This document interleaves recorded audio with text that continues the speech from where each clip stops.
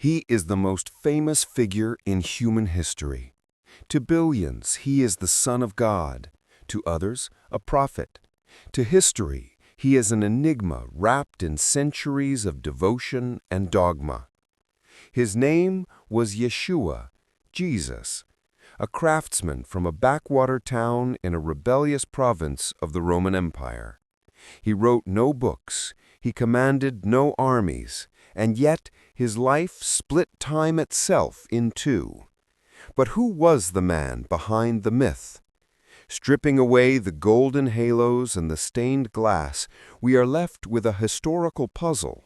From the disputed date of his birth to the mystery of the empty tomb, his existence has been scrutinized by believers and skeptics alike. The man known to history as Jesus Christ, or Yeshua in his native Aramaic tongue, was born in Judea, a region in the southern Levant in the Middle East. The Christian calendar, commonly used throughout the world, designates the year 1 AD as the year of Jesus' birth, though most scholars believe, based on circumstantial evidence relating to wider events in the Roman world, that he was born between 7 BC and 4 BC. While his birth is celebrated on the 25th of December, Christmas Day, there is no concrete evidence for this. Almost everything about Jesus' life, from his birth to his death, as well as his resurrection, has been scrutinized by believers and non-believers alike. The tale of Jesus' birth is one of the best-known stories in the world and is found in the Gospels of Luke and Matthew. The fullest account is in Luke, who writes that his mother Mary, a young virgin from Nazareth in Galilee, was due to marry Joseph, a carpenter who was allegedly a descendant of the biblical King David. God sent the angel Gabriel to inform Mary of God's plan, namely, that she was to conceive a child from God in the form of the Holy Spirit. But the texts diverge. Was he the Son of God at birth, or did he attain that status later? The earliest gospel, that of Mark, does not include any information about Jesus' nativity. In this view, it is held that, like any other human being, the historical Jesus was the son of two mortals, Mary and Joseph. The Gospels and other early sources indicate that Jesus had several siblings. Mark and Matthew mention 4 brothers, James, Joses, Simon, and Jude, as well as several unnamed sisters. A brother of Jesus named James is also mentioned by the Romano-Jewish historian Josephus and the Apostle Paul, both near contemporaries of Jesus, while the Apostle Thomas, also known as Jude, whose name means twin in Aramaic, is sometimes identified as Jesus' identical twin brother. The idea that Jesus had siblings is challenged by Roman Catholic and Eastern Orthodox believers, who believe that the Virgin Mary remained a virgin throughout her life and therefore could not possibly have had any other children. Catholic and Orthodox traditions argue these were cousins, preserving Mary's perpetual virginity. But history suggests a bustling Jewish household. To understand Jesus, we must first understand his world. Mary and Joseph were Jewish, a people forged in the collapse of the Bronze Age, united by a unique monotheism. They worshipped one God in a world of many. Their history was one of triumph, Kings David and Solomon, and tragedy. There they would eventually rule over 2 polities, the kingdom of Judah and the kingdom of Israel, with monarchs like King David and King Solomon expanding these Jewish states throughout a region that extended from the Mediterranean coastline inwards to the Sea of Galilee and the Dead Sea, and from around the Sea of Galilee in the north, south to the southern edges of the Dead Sea and the Negev Desert. The Jewish people were united by a common cultural history and religion. They traced their origins to Egypt, where they had allegedly been enslaved as a mass group during the New Kingdom era. Their great prophet, Moses, had subsequently led the Jewish people out of Egypt, and after 40 years of wandering the desert, they settled in the southern Levant and established themselves as a regional power there. They had their own distinct religion, a monotheistic one, which meant they believed in one all-powerful God, a peculiar development in an ancient world where polytheism, The worship of multiple gods was the norm. They also followed social customs which were attendant on their religion, such as the practice of circumcision, honoring of the Sabbath as a day of rest, and the refusal to eat the meat of certain animals, notably pork. Centuries before Jesus, the Babylonians destroyed their temple and enslaved them. They returned, rebuilt, and fought for independence under the Maccabees. But by the time Jesus was born, a new shadow had fallen over the land. Eventually, the Jewish people had begun to make their way home and under Persian rule decades later, rebuilt the Temple of Jerusalem, so beginning the Second Temple period, which was still underway when Jesus was born. The Jews acquired their independence again in the middle of the 2nd century BC when the Maccabeans initiated a revolt against the Hellenistic Seleucid Empire. However, this was a short-lived independence, and as the Roman Empire expanded throughout the eastern Mediterranean in the 2nd and 1st centuries BC, the Jews had fallen into the status of being a client state of Rome, meaning that a local Jewish ruler remained king over Judea, but he was effectively a vassal of the Romans. The foremost such client king was Herod, who had ruled for about 3 decades when Jesus was born. Rome, the superpower of the ancient world. Judea was a client state, ruled by the puppet king Herod, and later directly by Roman governors. It was an occupation that stirred immense unrest. The imposition of Roman rule had the effect of stirring up immense political unrest in Judea, much of it centered on religion, the thing which marked the Jewish people as being so distinct from outsiders like the Romans. Where so many other subject peoples of Rome gladly accepted their rule, happy to have peace and prosperity, the Jewish people never acquiesced to it, in part because the Romans handled the management of Judea so badly, with rulers like Emperor Tiberius, who ruled the Roman Empire between 14 AD and 37 AD, a period encapsulating much of Jesus' life, and flaming local tensions by disrespect. This was not a time of peace. It was a powder keg. Emperors like Tiberius disrespected the sanctity of the Jewish temple. Radical groups, Essenes, Zealots, whispered of revolution. Jesus grew up in this atmosphere of simmering rebellion. Others were simply wandering preachers who followed the path of charismatic Messianic Judaism, building up their own followings of hundreds of individuals.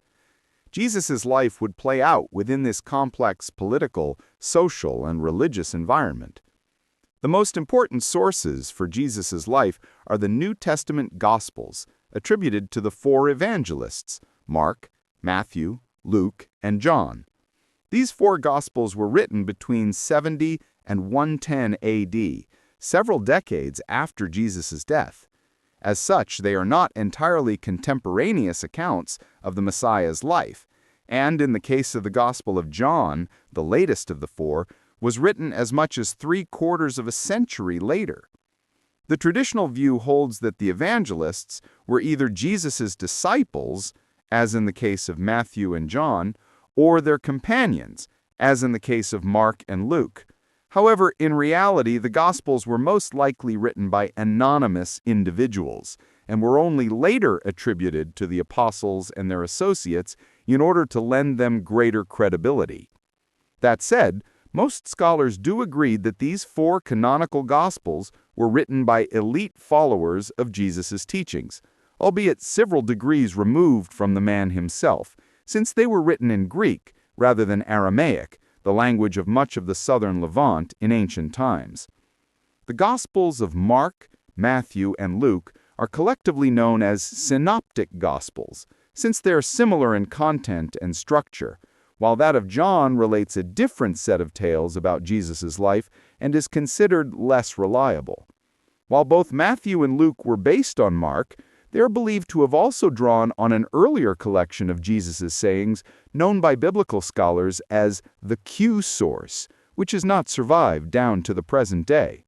Differences between the 3 synoptic Gospels indicate that the evangelists, as the authors of the 4 canonical Gospels became known, would have drawn from other sources and oral traditions about Jesus' life. The four canonical Gospels are only a small proportion of the dozens of Gospels known to exist. These other apocryphal Gospels were not included in the New Testament. How do we know what he did? Our primary sources, the Gospels, Mark, Matthew, Luke, and John, were written decades after his death, between 70 and 110 AD. They were written in Greek, not Jesus' native Aramaic. Outside the Bible, Roman and Jewish historians confirm his existence, but briefly. To them, he was a minor blip on the imperial radar. The Gospels are not biographies. They are theological arguments. Because of this, we know almost nothing of Jesus' childhood or early adulthood. So we are left with a contradictory set of evidence for establishing the year of Jesus' birth. This also calls into question the location of Jesus' birth. While both Matthew and Luke state that he was born in Bethlehem, they offer contradictory narratives about the family's movements. Matthew infers that Mary and Joseph possibly already lived in Bethlehem before Jesus was born, but the family escaped to Egypt after being warned about Herod's plans to massacre all children under the age of 2, which he adopted after hearing that a child had been born who would become king of the Jews. It could be argued that the authors of the Gospels situated Jesus' birth in Bethlehem to fit the prophecy of the promised Messiah being born in the city. As for the date and year of his birth, there is no mention of this in any of the Gospels. Canonical Gospels were more interested in placing Jesus' birth in Bethlehem than in historical accuracy, as an Old Testament prophecy foretold that a child would be born in Bethlehem of the line of King David, and that he would become the ruler of the Israelites. Thus, the account of Mary and Joseph going to Bethlehem to be counted in the census could be challenged by those who believe that Jesus was actually born in Nazareth, the town with which he was more commonly associated. While Jesus evidently grew up in Nazareth, very little besides is known about his childhood, as the Gospels are only concerned about the events of his life after he became a religious teacher. Matthew's Gospel refers to Jesus as the son of a carpenter or craftsman, and Jesus may have learned his temporal father's trade as a young man. Only one story survives: a 12-year-old Jesus left behind in Jerusalem during Passover. Found 3 days later in the temple, debating the teachers, he tells his frantic parents, "Didn't you know I had to be in my Father's house?" It is a glimpse of the conviction that would later drive him to his death. It was allegedly only on the following day that his parents noticed he was missing. They returned to Jerusalem and spent 3 days looking for him before finding him in the temple discussing religious issues with the teachers, who were impressed by his understanding. When Mary asked her son why he had not gone home with them, he replied, "Why were you searching for me? Didn't you know I had to be in my Father's house?" But none of his family understood what he meant. He then dutifully accompanied his family back to Nazareth. The turning point came around 29 AD. A wandering preacher named John was setting the countryside on fire with talk of Judgment Day. He wasn't preaching the end of the world, but a great political and spiritual upheaval. Jesus accepted John's message and received baptism from him in the River Jordan. According to Josephus, Herod Antipas, the Roman client king of Judea at the time and for the remainder of Jesus' adult life, was alarmed by John's prediction of an imminent political upheaval, in particular his criticism of Antipas's marriage to his niece Herodias, which he considered sinful under Jewish law. Jesus accepted John's message. He was baptized, but while John was soon arrested and beheaded by Herod Antipas, a grim foreshadowing, Jesus retreated. In the interests of political security, Antipas imprisoned John, sentenced him to death, and executed him by beheading. Given these events, it is possible that Jesus was in some respects the successor to John the Baptist of a movement he had established prior to his death. According to Mark's Gospel, Soon after John was arrested, Jesus began his work as a religious preacher in Galilee, spreading John's message that the day of redemption was near. Before doing so, the Synoptic Gospels relate that he spent 40 days in the wilderness fasting, during which time he was repeatedly tempted by the devil. Matthew and Luke say that the devil asked Jesus to prove himself by turning stone into bread. Secondly, to become king of all the nations of the world on the condition that he worship the devil. And thirdly, to throw himself off the top of the Temple of Jerusalem. In response to all three temptations, Jesus quoted from the Old Testament and refused to violate God's law. While the story of Jesus overcoming the temptations of the devil could be argued by some to be a literary device employed by the evangelists to set up the struggle between good and evil that would feature prominently in Jesus' teachings, before beginning his work as a religious teacher, Jesus may indeed have spent some time in isolation, contemplating his message and his relationship to God. Unlike John, who stayed by the river, Jesus went to the people. He based himself in Capernaum, a fishing village. He taught in synagogues, places of debate, not sacrifice, and he began to recruit. The Gospels state that Jesus initially preached at his hometown of Nazareth, but was rejected by the people there, who knew him as the son of the carpenter Joseph and drove him out of the town. Matthew's Gospel states that after leaving Nazareth, Jesus went to Capernaum on the northern shore of the Sea of Galilee to spread his message, although Mark and Luke say that he had already been preaching in Capernaum for some time before his brief return to Nazareth. Whether before or after his return to Nazareth, Capernaum seems to have served as Jesus' base, and he often taught in the synagogue there. Unlike the temple in Jerusalem, which was the abode of the unseen God and the venue for animal sacrifices carried out by priests, synagogues were places where local Jewish communities would gather on the Sabbath and talk about religious issues. Fishermen, ordinary laborers, Simon Peter, Andrew, James, and John. Why did they leave everything? Perhaps they saw in him the charisma of a leader who could change their fortunes. According to the Gospels of Mark and Matthew, Jesus found his first disciples on the shores of the Sea of Galilee near Capernaum. According to their versions of events, he saw Simon and his brother Andrew fishing with their nets and told them to follow him. Further along the shore, he encountered the brothers James and John, the sons of Zebedee, who were on a boat with their father preparing their nets.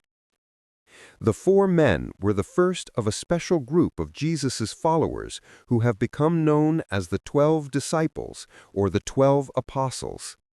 There are discrepancies in the list of 12 offered in the Synoptic Gospels, while John does not give a full list. The Gospels refer to the leading role of Simon, later called Peter, and the brothers, James and John. Peter's brother Andrew is mentioned by all four Gospels, as are Thomas and Philip, though they only have an active role in John's Gospel. All four name Judas Iscariot as the disciple who betrayed Jesus.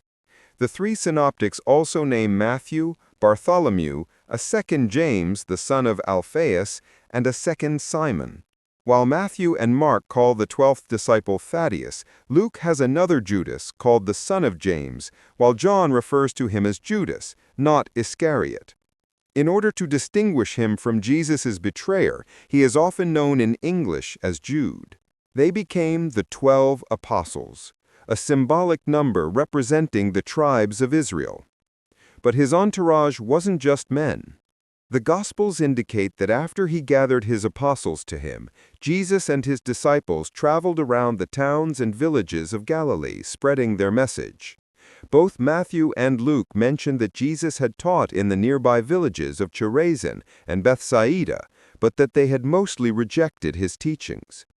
Jesus appears to have avoided the major cities in Galilee, such as the city of Sepphoris, a short distance from Nazareth, which had been the largest city in the region and subject to Greek and Roman cultural influence, and the Roman administrative capital Tiberias, built by Herod Antipas around 25 AD on the shore of the Sea of Galilee.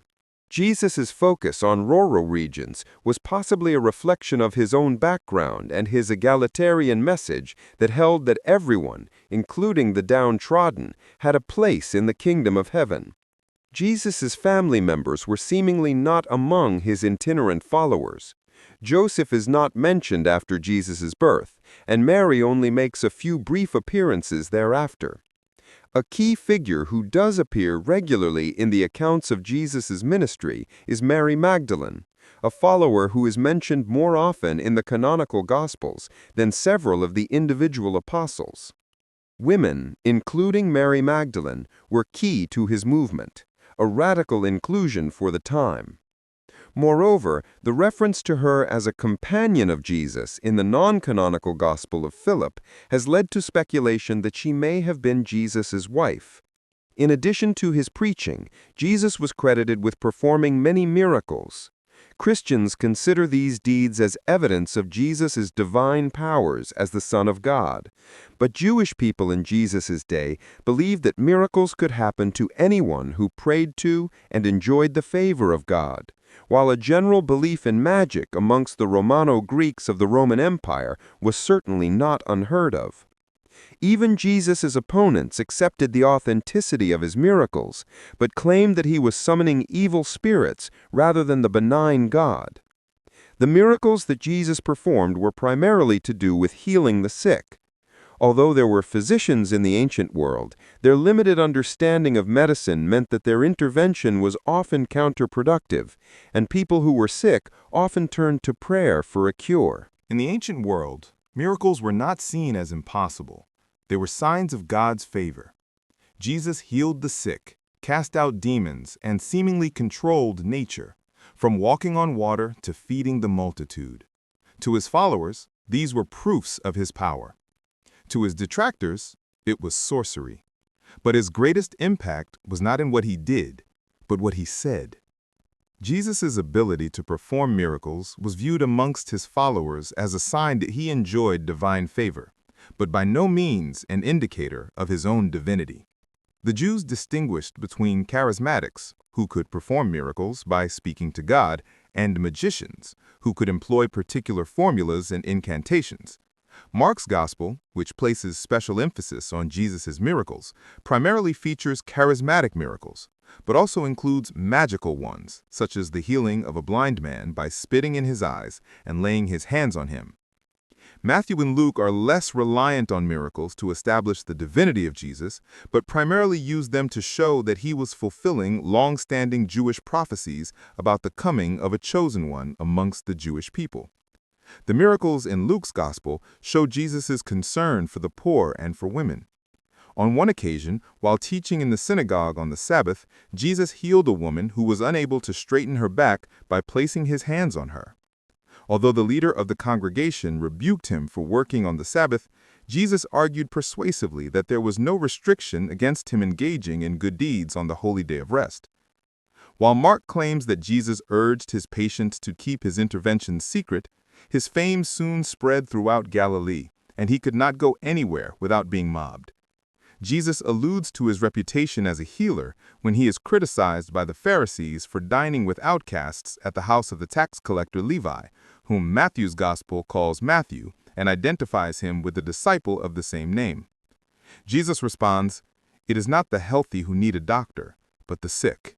Overall, Jesus' followers and sympathizers saw him as someone who enjoyed God's favor and could call on his powers to banish sickness, produce abundant food, and control nature where necessary. Whether they had a sense of him as a divine being, though, is open to debate. There were many messianic prophets in Judea in Roman times, of which Jesus was just one. Moreover, the commonly cited issue of Jesus telling his followers that he was the Son of God perhaps has little bearing on how he presented himself to his disciples, as his meaning may not have been taken literally. After all, he said that all people were the children of God, making every male the son of God by extension. While Mark emphasizes Jesus' miracles in his gospel, Matthew and Luke place greater value on Jesus' teachings. The different methods scholars use to determine how many of the stories related in the canonical Gospels are authentic lead to different conclusions about what he taught. The Sermon on the Mount. Blessed are the poor, blessed are the peacemakers. The Sermon of the Plain, found in chapter 6 of Luke, contains variations of 4 of Matthew's Beatitudes, which are followed by 4 woes directed against the rich and powerful. As reflected elsewhere in his Gospel, Luke's Jesus is more of a social revolutionary who raises the poor and condemns the elites, while Matthew's Jesus is less confrontational. Throughout his teachings in the Gospels, Jesus repeatedly invokes the concept of a kingdom of God, or kingdom of heaven. But there is considerable debate amongst biblical and religious scholars about what he meant by the term. Some biblical scholars argue that Jewish people at the time would have understood the term in 2 ways, as God's eternal kingdom of heaven, where their souls would go after death, or as a future kingdom of God on earth, in which God would actively exercise his power. Jesus' general willingness to embrace sinners and his belief in a merciful God appears to contrast with the Sermon on the Mount, in which he encouraged his followers to apply higher moral standards than those stipulated by Jewish law. For example, Jesus believed that divorce should be prohibited on the grounds that remarriage would count as adultery, a view that went beyond the Jewish law, which accepted that humans could make mistakes in their choice of partner. Elsewhere in the Sermon on the Mount, Jesus cites the commandment against murder and argues that even anger is sinful. On the subject of adultery, Jesus warns that looking at a woman lustfully is already adultery of the heart. The exhortation to turn the other cheek and to love your enemies are similarly presented as going beyond Old Testament laws.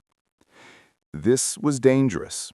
He broke social taboos. He dined with outcasts. He placed human need above religious law, declaring, "The Sabbath was made for man, not man for the Sabbath." He was becoming a threat. Jesus' message has led many biblical scholars to contend that he was the leader of a growing social reform movement, which challenged both the Roman and Jewish hierarchies present in his day. His message was not altogether estranged from that of the Cynics, a group of Greek philosophers who in the 4th and 3rd centuries BC rejected social norms and lived according to nature rather than the artificial rules adopted by man. Jesus may even have been responding directly to his knowledge of the Cynics, as he was a quite knowledgeable figure, one who was also familiar with some of the key tenets of Buddhism and most likely Zoroastrianism, a Persian monotheistic faith system in ancient times. In any event, Jesus can be identified as an opponent of the prevailing Jewish elite's conception of a society that separated Jews from Gentiles, the morally pure from the impure, and the rich from the poor. Still, while Jesus may have attracted large crowds, the Gospels include instances of his teaching being rejected. His teachings would have been challenged by some of his contemporaries, and there is a set of stories in the Gospels known as the controversies, in which his opponents, usually the Pharisees, criticize him for doing things which they considered to be violations of Jewish law. It was the month of Nisan, around 30 A.D., Passover. Pilgrims flooded Jerusalem. Jesus rode in, hailed by crowds as the Son of God. He went straight to the seat of power, the temple. He overturned the tables of the money changers, calling it a den of robbers. The actions of Jesus and his apostles in Jerusalem at the feast of the Passover clearly agitated the temple authorities. That much seems very clear from all surviving accounts of Jesus.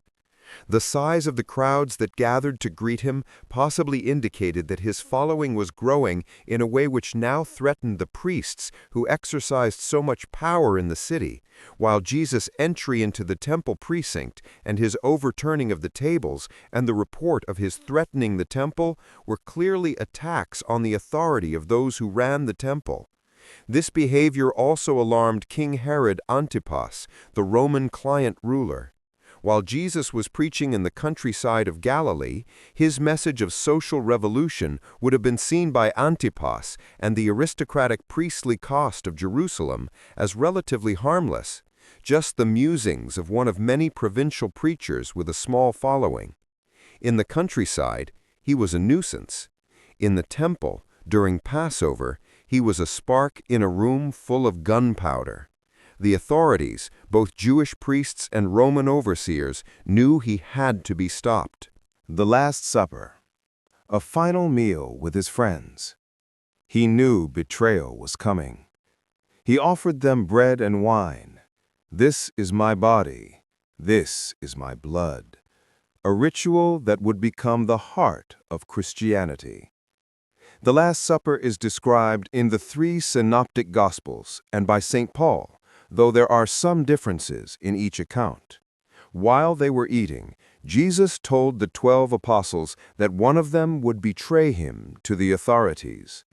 Immediately before the Last Supper, Matthew and Luke tell of Judas Iscariot being offered money to betray Jesus to the temple authorities, who needed someone to identify him, as they did not know what he looked like. Matthew adds that Judas was offered 30 pieces of silver.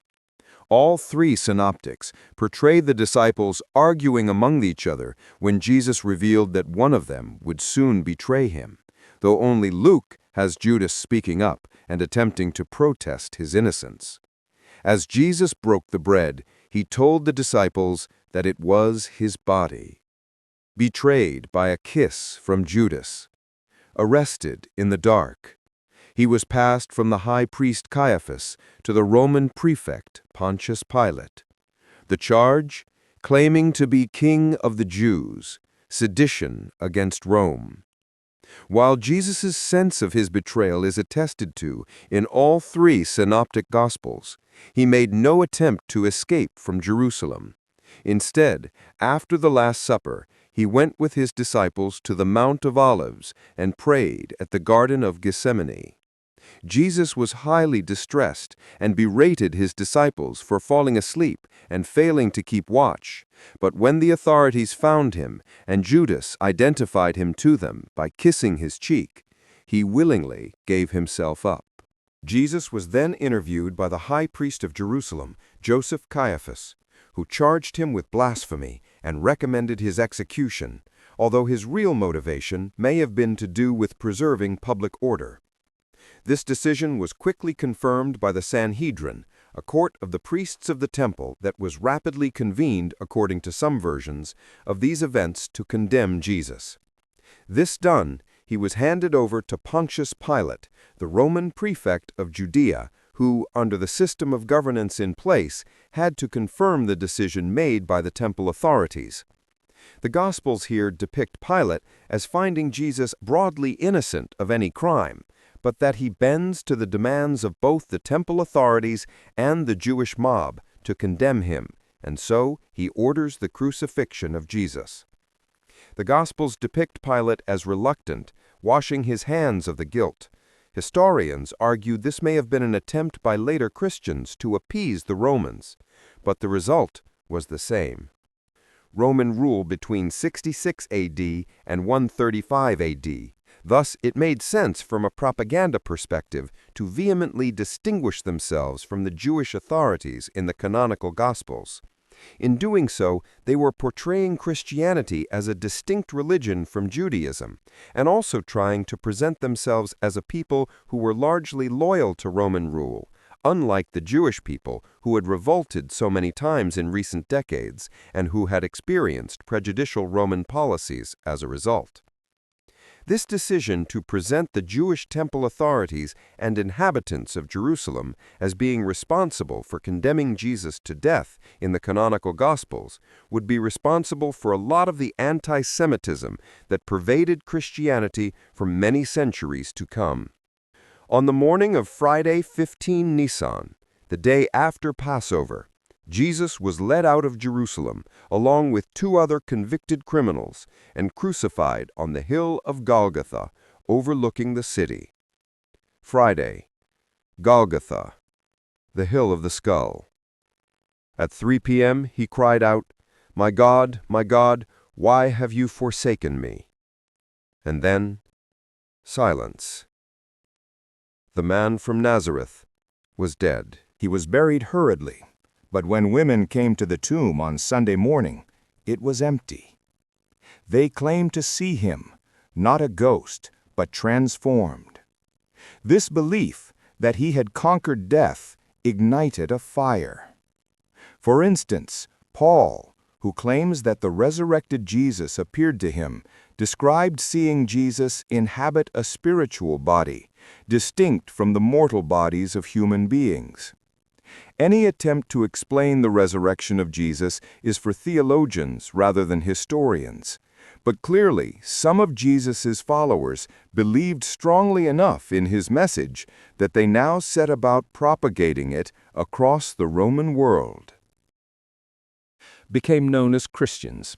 Within a short period of time, they had abandoned the idea of trying to convince fellow Jews of the sanctity of Christ and his message, and instead began to actively proselytize further west amongst the Gentiles of the Roman Empire. They gained a significant number of followers in the Eastern Mediterranean, and by the early 2nd century AD, there were a substantial number of Christian communities in places like Anatolia, in western Turkey, and in Greece. However, it was really in the 3rd century AD, as the Roman Empire experienced a period of profound political, economic, and social crisis, that the Christian church began to gain huge numbers of followers. Peter, James, and a new convert, Paul, took this radical Jewish sect to the Gentiles. They faced persecution, torture, and death. Yet within 3 centuries, the empire that executed Jesus bowed to him. Under Emperor Constantine, Christianity became the state religion. A half a century of state-led persecutions by the Romans, from the Emperor Decius in 249 AD down to the inception of the great persecution of Emperor Diocletian in 303 AD, followed. Thereafter, the Emperor Constantine saw which way events were heading, issued the Edict of Milan in 313 AD that offered tolerance to Christians, and then began establishing Christianity as the state religion of the Roman Empire. A century later, Christianity was conquering all before it, and the old polytheistic religions of the pagan Greeks and Romans were under attack all around the Mediterranean world. Hence did a small sect of radical Judaism become the religion which conquered the Roman world. Jesus Christ is an enigmatic character. Unlike many characters from the Old Testament, who some biblical scholars doubt the very existence of, there is no denying that Jesus was a real historical figure, one who is referenced by non-Christian writers of the 1st and 2nd centuries AD such as Josephus, Tacitus, and Pliny the Elder. So much else, though, about his life is speculative. He was almost certainly born in Judea around the year 0, with the date close to King Herod's death in 4 BC being the most likely. He then grew up in the town of Nazareth, living an uneventful life until around 30 years of age, when he began a ministry as a charismatic preacher, one of many who flourished in Judea in Roman times. He gained a small, though dedicated following. Whether viewed as the Son of God or a revolutionary prophet who challenged the empire, his impact is undeniable. A peasant from Galilee who changed the architecture of human belief. Was he the Messiah, or a man whose legend outgrew his life? That is a question history leaves to you.